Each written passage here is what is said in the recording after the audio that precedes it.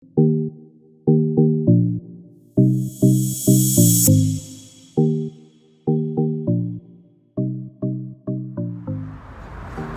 everyone, today we're at the Munch Box on Devonshire Street in Chatsworth. Known to be the second oldest family-ran restaurant in Los Angeles, it has been identified as a cultural historical landmark by the Chatsworth Historical Society. Known to be the last of its kind, a traditional burger stop from the 50s, it brings on people from all walks of life and every generation with their famous chili dogs, hamburgers, and root beer float. Today, I'll be interviewing Andrew and getting a taste of their historically delicious food.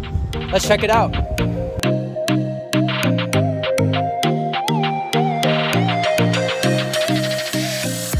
Hey everyone, so today we're with Andrew, the restaurant owner of the Munch Box. How are you today, Andrew? I'm doing well, good, thanks. How are you? I'm feeling great. Good, Saeed, good. Yeah, and I just wanted to start off with the question, can you tell me a little bit about your family's history and how it associates with the restaurant? The history, well, my mom and dad got the restaurant in about 1985, so I would have been 5 years old. My dad, it was originally owned by my dad's aunt and uncle, John and Linda, who owned it since 1956.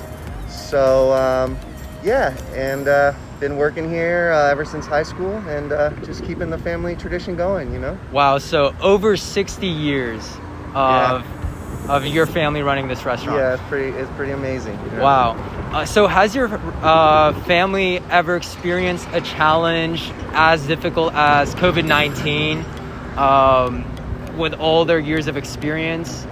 You know what, I think it's been different, but it's definitely been a blessing that we're already an outside dining kind of lean-in window establishment. So, you know what, it really hasn't affected us too much besides the masks and kind of the social distancing. Yeah. So that's been a blessing. Yeah, so, you know, we're just trying to do what we can and adapt, you know, just adapt. Sure. I guess that's what humans do, you know? Yeah, so yeah. Best we can. And that's awesome how you guys are staying resilient. And, you know, this spot was known to be a big social gathering spot back in the day. So with this social distancing going on, it's the complete opposite. How have you guys adapted to that? Yeah, you're right. But the thing is, I think it gives some people a sense of normalcy to be able to come here and still kind of do that, even if you are a little distance away or, you know. So I think it gives people a sense of normalcy, definitely. So for sure. Have you guys considered maybe ever doing a drive-through system, or would that kill the vibe of? No, I don't think we really could with our historical status. You really got to keep the place exactly how it is. You know, you can't really change too much. So. Tell me a little about this historical status that your restaurant has. Well, mostly I think it's mostly word of mouth and obviously some social media, internet now, but. It's just a blessing that we're still able to come and do what we do, you know, and feed people and take care of people. For sure, you know? For sure. And make a living doing it. So, you know, it's a blessing. It definitely has its, it can be trying at times, but, you know, it's worth it in the end, you know. So, Andrew, can you tell me a little bit about the family dynamic in the restaurant? Do you still work with your father?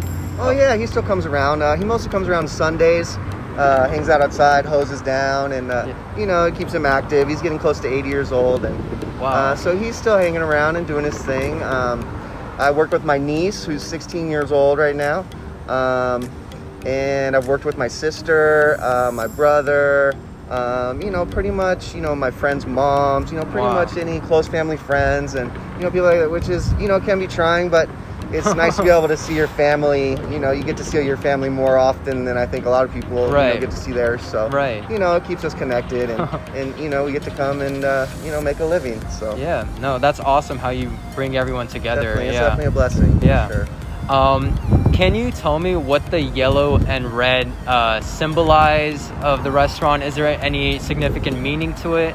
Something bright that stood out, but I know it's been the same color since the 50s. There's actually images online, if you just Google the Munch Box, of when Devonshire was 2-lane dirt road, before the 118 was even there. So it always stood this out. was pretty much the main highway. Yeah. And yeah, it always, I guess they just did it yellow in it to make it stand out, you know. And then I think other people, you know, McDonald's, I mean, they kind of have similar colors. And, Yeah. You know, so. So I know there's going to be a little bit of bias, but why do you think the burgers at the Munch Box are better than what other fast food restaurants offer? The food is fresh, you know, it's never frozen. You know, you're going to get something that's, you know, put on the grill and dropped in a fryer right when you order it, you know. It's not pre-made or... So, I mean, it takes a few more minutes of your time, but you get to relax and hang out and enjoy yourself and then eat some good food. I mean, you have customers from literally every generation, every decade coming in for your burgers, so, which is crazy. And props to you guys. Yeah, a lot of families, people have great memories here. You know, riding their horses or dirt bikes or bicycles. You know, me and my friends rode our BMX bicycles around here all of our childhood. You know, so that's wild to think. You had horses here as.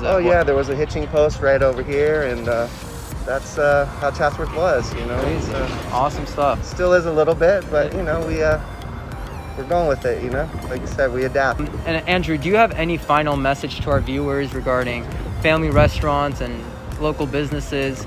Right. What would you want our viewers to know? For the most part, just acknowledge your customers and you know, just make people feel like they're at home, you know, and just work hard and good things will come to you. For sure. That's what I think, you know. Yeah, awesome. Thank you, Andrew. Yeah, no problem. Appreciate it. No worries. Thank you. Let's try out some burgers. Let's do it, man. Go inside and get some shots. Let's go.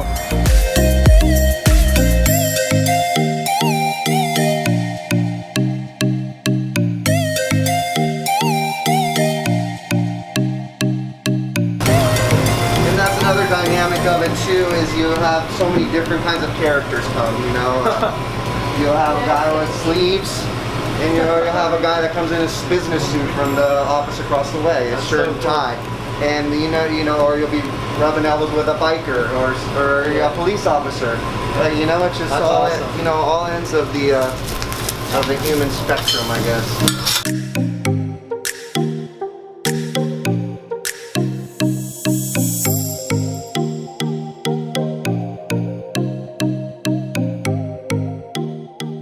The Munch Box's classic hickory burger has been made the same authentic way since the 50s. What it lacks in aesthetics, it makes up for its classic burger taste that it is complemented by their signature chili. I don't know whether it was the 50s architecture or the historical background of the burger, but it felt like I was eating what a burger was originally supposed to taste like. Both the Western chili dog and the Eastern sauerkraut hot dog are customer favorites. If you're a hot dog fan, this is one of the best spots where you can find quality hot dogs at an amazing price.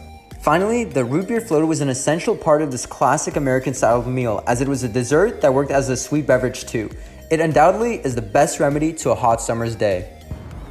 All right, guys, that's it for today. We got a chance to interview Andrew and get to know about his family restaurant's history, and we tried their famous hamburgers, hot dogs, and root beer float. Don't forget to like, subscribe, and most importantly, spread awareness of supporting family restaurants. Peace out, y'all.